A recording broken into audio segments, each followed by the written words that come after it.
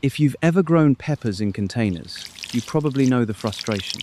You water them, give them sunlight, maybe even feed them a little, but after a few weeks, the flowers start dropping and you end up with way fewer peppers than you expected. I've been there too.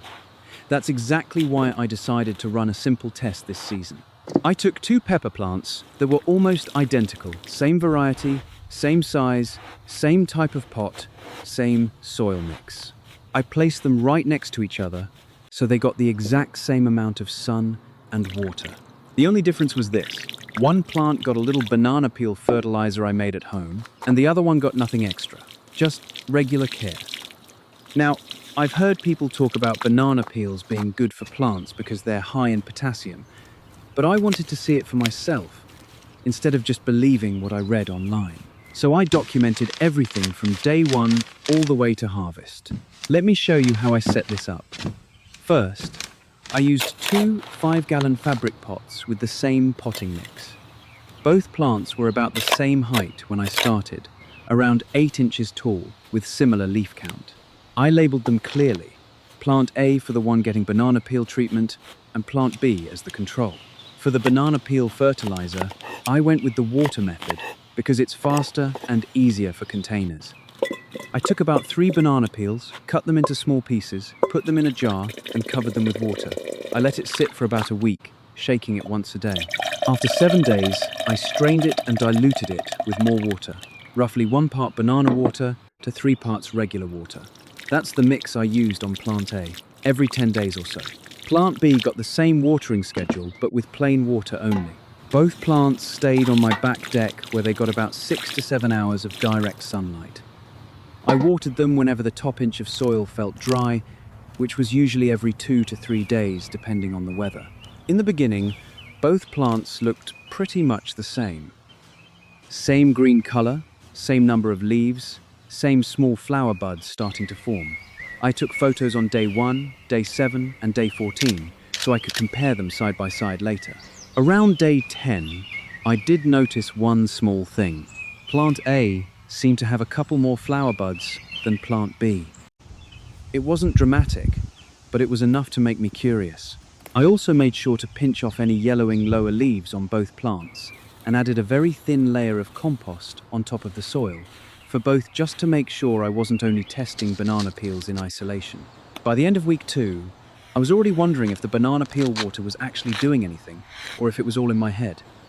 That's when I told myself to stay patient and keep going with the test exactly as planned. For the first 2 weeks, I kept the care for both plants as consistent as possible. Same watering schedule, same amount of sunlight, and I made sure to rotate the pots every few days so one plant didn't get more light than the other. I also continued my usual habit of pinching off any yellowing lower leaves as soon as I saw them. This helps the plant focus its energy on new growth, instead of trying to save dying leaves. On day 7, I took my first comparison photos. At that point, both plants still looked very similar. Plant A, the one getting banana peel water, had maybe 2 or 3 more flower buds than plant B. The leaves on plant A also looked a little darker green, but it was subtle. I didn't want to jump to any conclusions yet because it could have just been natural variation between 2 plants. I kept feeding plant A with the diluted banana peel water every 10 days. Each time, I made sure to water the soil first with plain water, then applied the banana mixture so it wouldn't shock the roots. Plant B continued getting only regular water on the same schedule. By day 14, the difference became a little more noticeable. Plant A had more open flowers and several small green peppers starting to form. Plant B had flowers too, but fewer of them had opened, and I only saw 1 or 2 tiny peppers. The leaves on plant A still looked healthier and more vibrant. At this stage, I added a very thin layer of finished compost to the top of both pots, about 1/2 inch. I did this for both plants because I didn't want the test to be unfair. Banana peels are mainly good for potassium, but plants also need nitrogen, phosphorus, and other nutrients. The compost helped provide a more balanced diet, while still letting me see what the banana peel water was contributing. I have to admit, around day 12 or 13, I was starting to wonder if the banana peel fertilizer was really doing much. The difference wasn't dramatic yet, and I kept reminding myself that these things take time. Peppers can be slow to show results, especially in containers where the root space is limited. One thing I paid close attention to was how the plants responded after each feeding. I didn't see any signs of burning or stress on plant A, which told me my dilution ratio was probably safe.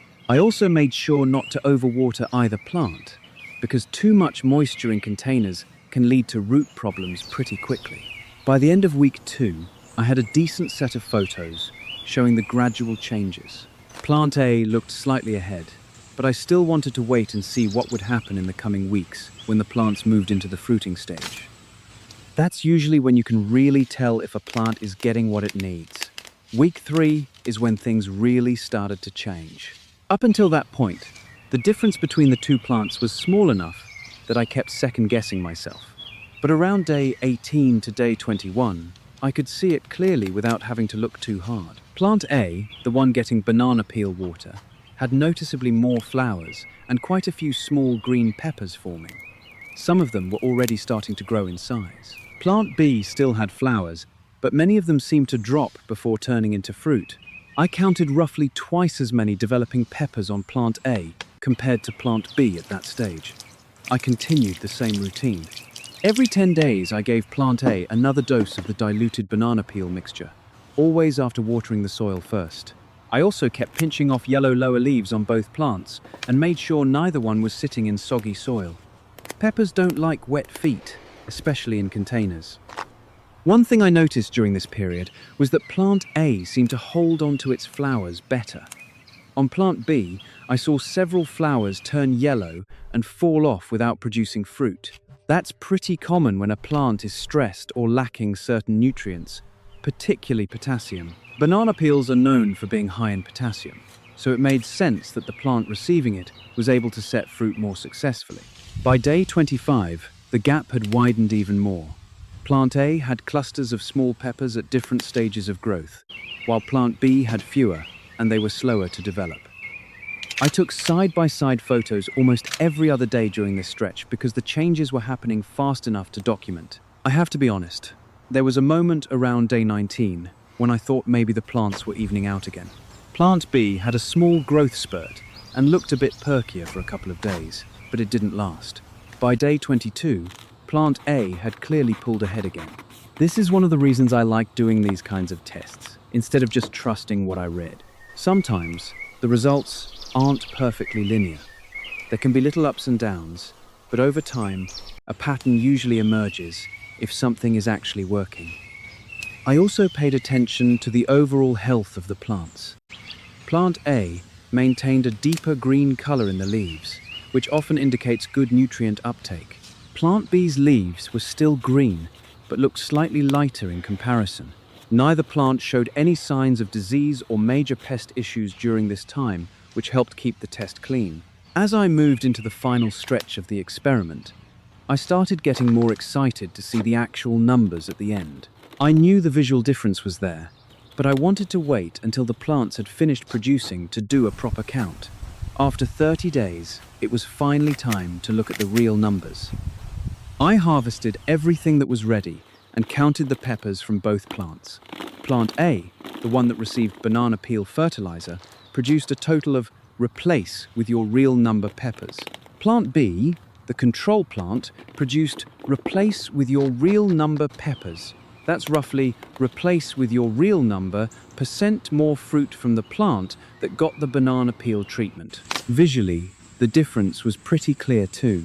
Plant A had more clusters of peppers at various stages of ripeness, and the individual peppers looked slightly larger on average. Plant B still produced a decent amount of fruit, but it was noticeably behind. Now, I want to be very clear about what this test actually showed. The banana peel fertilizer didn't turn my pepper plant into some kind of super producer overnight. What it did do was give the plant a steady supply of potassium, which helped it hold on to more flowers and turn them into fruit more successfully. That's valuable, especially when you're growing in containers where nutrients can get used up pretty quickly. One of the biggest takeaways for me is that banana peel fertilizer works best as a supplement, not as a standalone solution. I still added a thin layer of compost to both plants, and I think that balance made a difference. If I had only used banana peels without any other organic matter, I probably wouldn't have seen the same results. I also learned that consistency matters. Feeding plant A every 10 days with the diluted mixture seemed to work well without causing any issues. I didn't see any leaf burn or root stress, which tells me the dilution ratio I used was safe for peppers in containers. If you're growing peppers in pots or grow bags, this is a simple and completely free way to give your plants a little extra help during the flowering and fruiting stage. You don't need fancy equipment or expensive products. Just save your banana peels, make a batch of the water, and use it every week or two.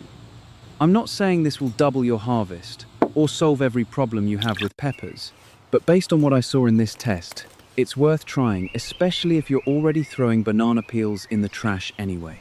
If you decide to run your own test, I'd love to hear how it goes. Drop a comment and let me know what kind of results you get. And if you have any questions about how I made the banana peel water or how I set up the containers, feel free to ask. Thanks for following along with this experiment. I'll see you in the next one.